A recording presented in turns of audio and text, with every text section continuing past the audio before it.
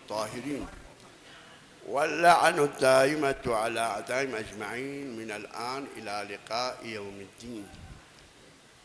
شرعی حکومتمون سامور باسون بر صورت چطور ما پیچیشی سرما باید چاد مثلا چیزی چطور سونسیار سرما باید چاد کویان چاد باگ باید چاد پیچیش به چطور سونکن پو آیا زون ما یا یار ترمانیت مت کسالی من یار ترمانیت زون مانیت لیکن شرط نیست درسته.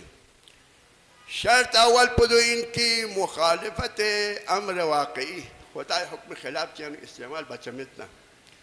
مثلا زنتون میانو استعمال که تو بچه‌تنا سنوچی تخشیدک یا مثال کتور زجتون ساز یعنی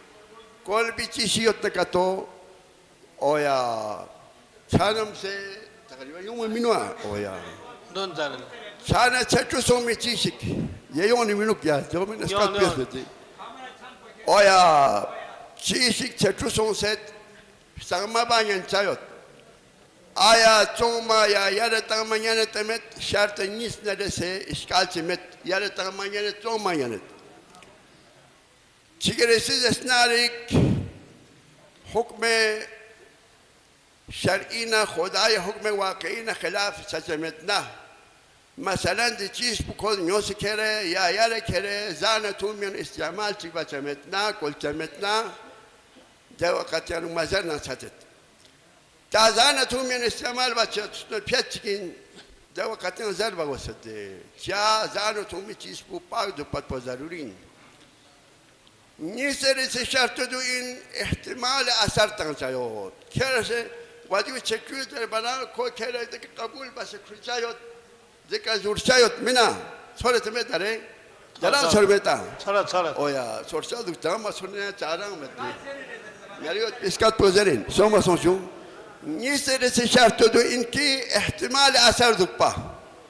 یعنی چطور جن کاتو کله کرچایت قبول بچه شما سون چطور زور کنین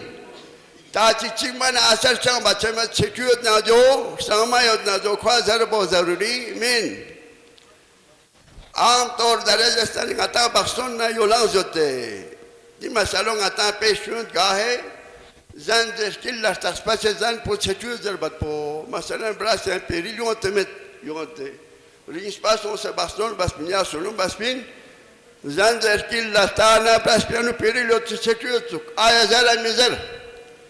یه وقت مالک مکان پل پتا شد ناشی پولا پتا که تو شناده وقتی انوک شرط دوم نرسه دی شرط نرسه زر بازرین که شرط نرسه احتمال اثریت نه